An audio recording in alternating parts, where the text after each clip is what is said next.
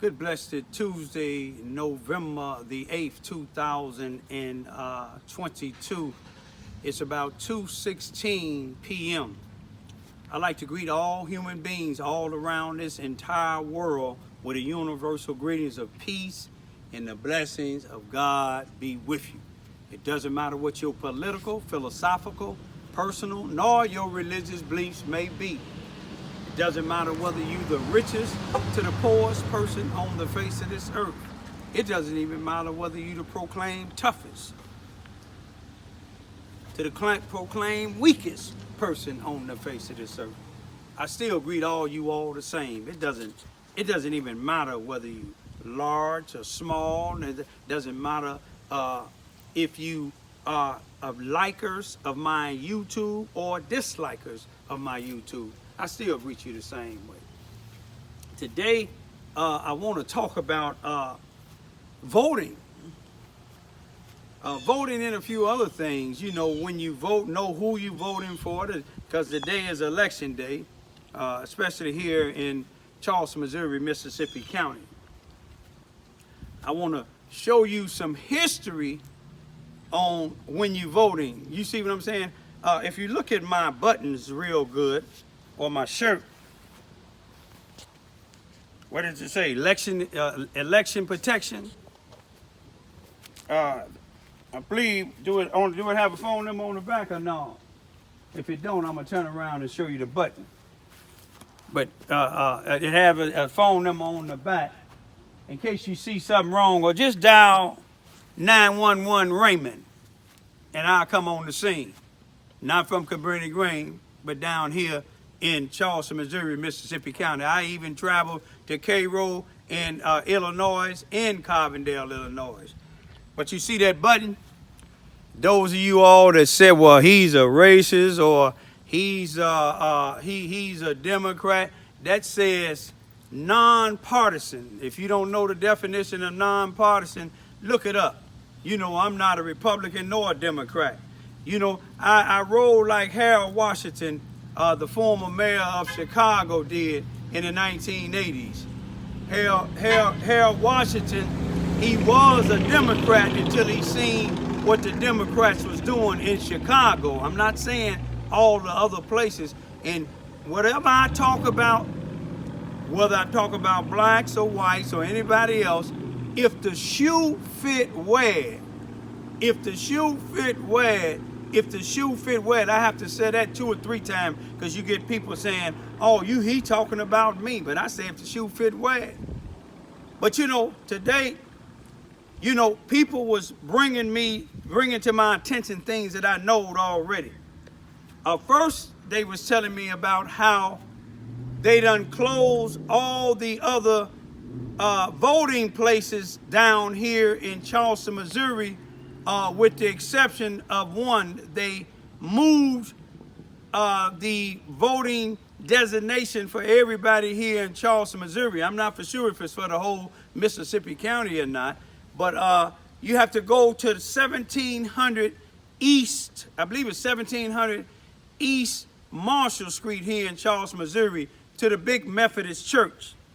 And no disrespect to the big Methodist church, but the area where it's at is 99.99% white. I'm almost sure as far as the area, and I think the church is 99.99% white, which I'm not kicking down white people, period. You know, because I know some white people that go there that, you know, they accept what I say on my YouTube. They don't look at me as being racist or prejudiced. But then you have some, like the law enforcement, like the chief of police and the head sheriff and some other people.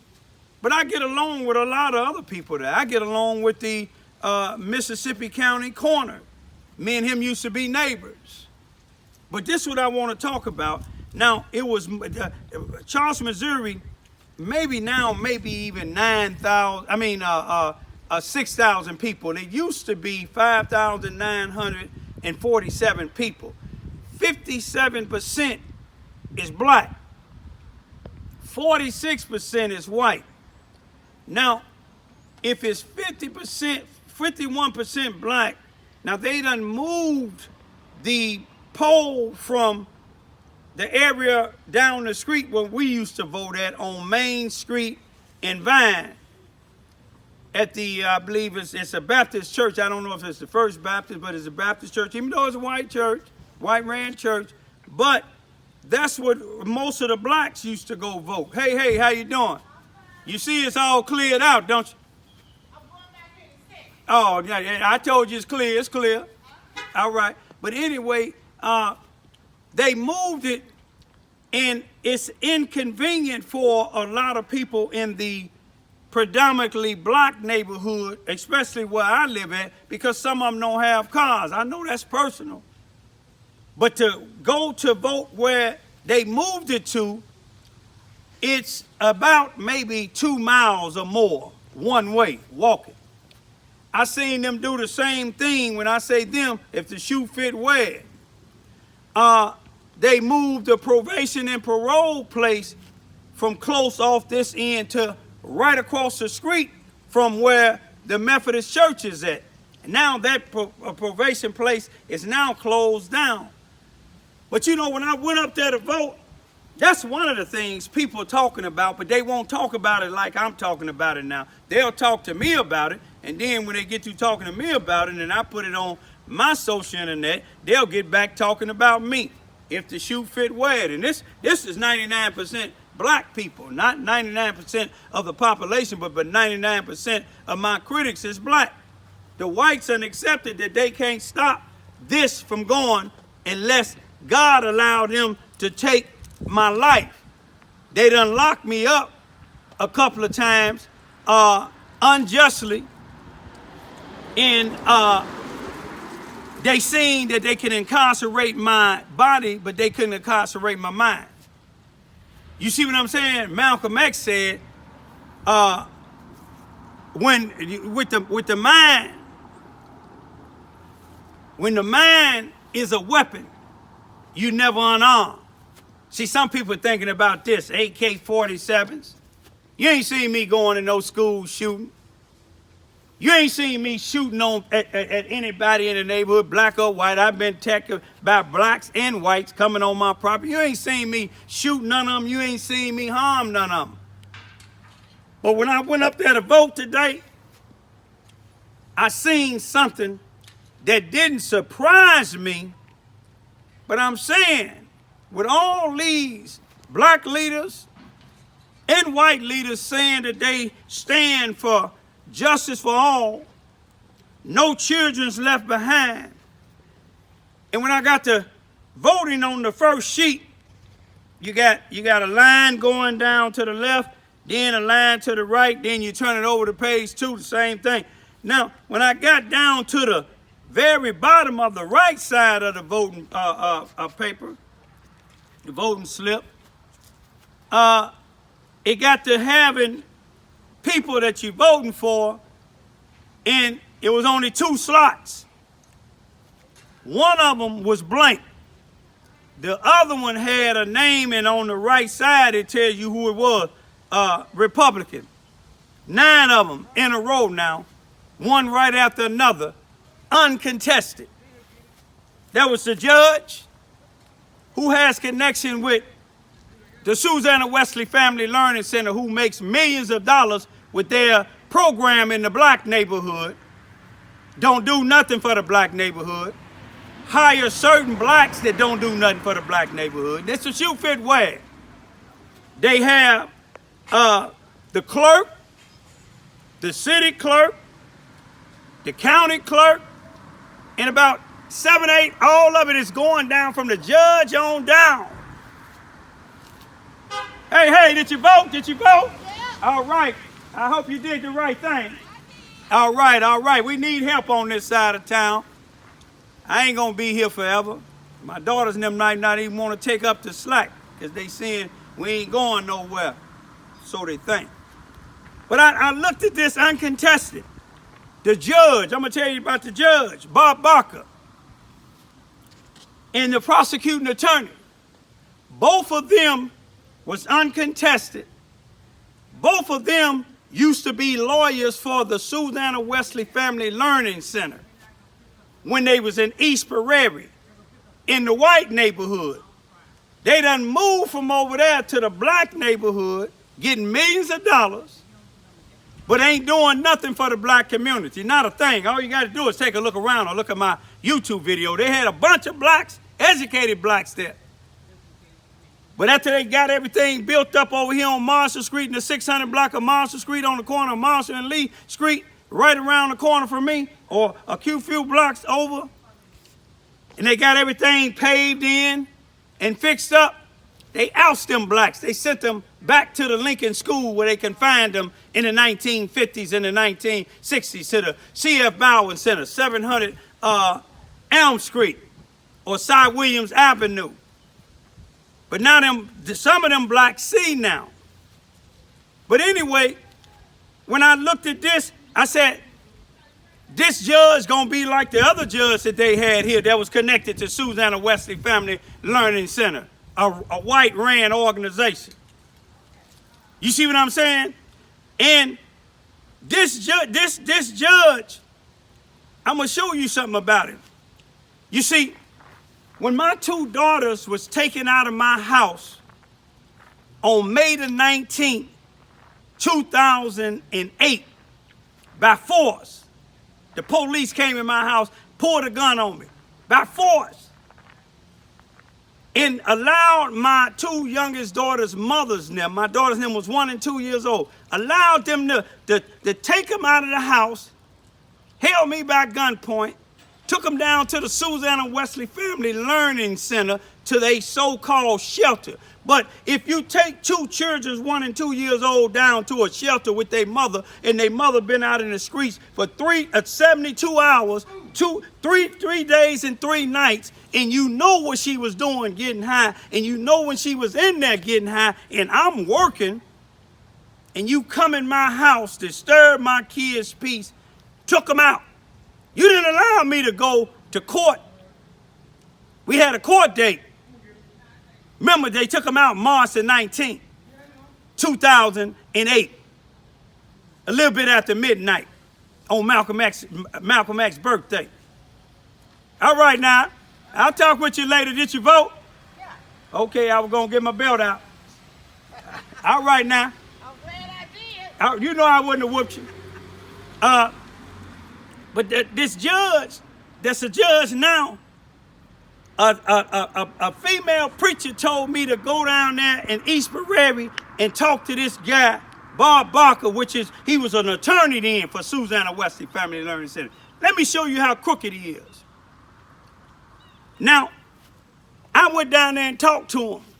At the time, they had my two daughters and my daughter's mother in a place that Susanna Wesley Family Learning Center ran a shelter for women. You see, I can see you having a shelter for women, but if you get a woman that ain't taking care of her children and a man that's taking care of them and working, and the woman is out in the streets on drugs, and you take this woman in and take the kids. But let me tell you, this man told me he'll get back with me. I explained everything. 2 weeks he didn't get back with me. I called him back. Bob Barker, y'all. The uncontested judge. I called him back and he told me, he said, I can't take your case because your wife and kids is in the Susanna Wesley Family Learning Center, and it'll be a conflict of interest since I work for them. Now listen to that. It'll be a conflict of interest. But now, in 2016, when I was videotaping, he a judge now. When I was videotaping an black individual that used to work for Susanna Wesley Learning Center, the prosecuting attorney that's uncontested, she was his lawyer from Susanna Wesley. And the judge is a judge now at the 33rd Circuit Court. And I videoed him because he was in the streets telling children right here on this corner, close by this stop sign, telling children in my neighborhood, right down the block from my house, telling children that I rape children. If y'all want to see the video, I'll show it to you. Almost 10,000 people watched it.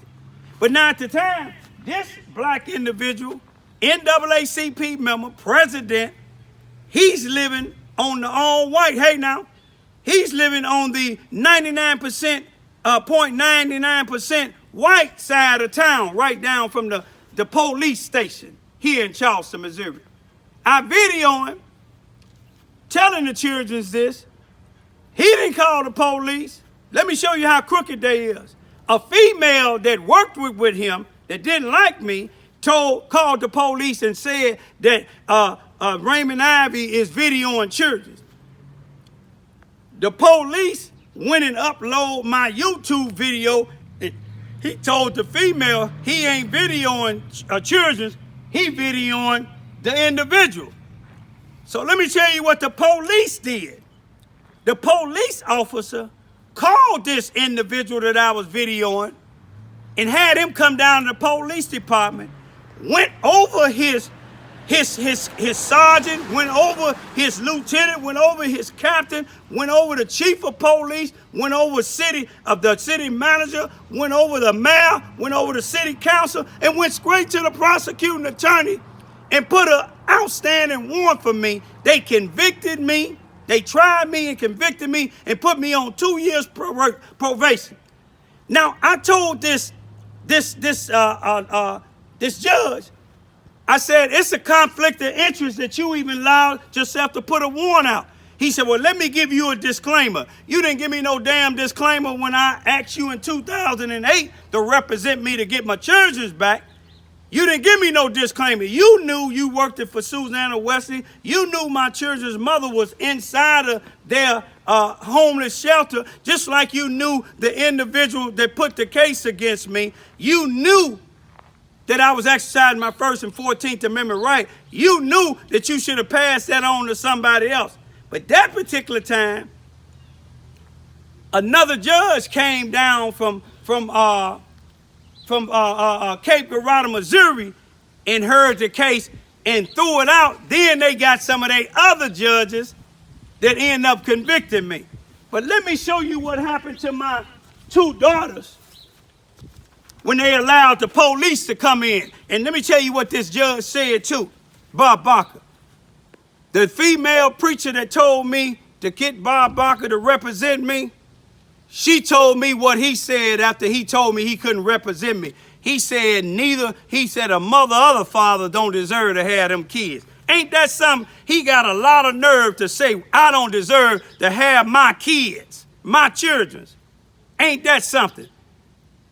But see, they allowed their mother to get out of the city for 70 days and 70 nights. And I'm going to show you what happened to my daughters and them when the police, Charleston, Missouri Police Department, the judges, the prosecuting attorney now, Susanna Wesley, some of these black and white. Let me show you what happened to my kids. Hey, now, this is my children's in Cabrini Green in the row houses. This is how their mother had them. And I'm not knocking her because she had an addiction. This is Queen back then, 2008. Barely 2 years old, going on 3. This is Birdie. This particular arm you're going to see was broke at this time. You see how she zipping on this in the streets, y'all. You see these clothes don't fit. You see how nappy their hair is.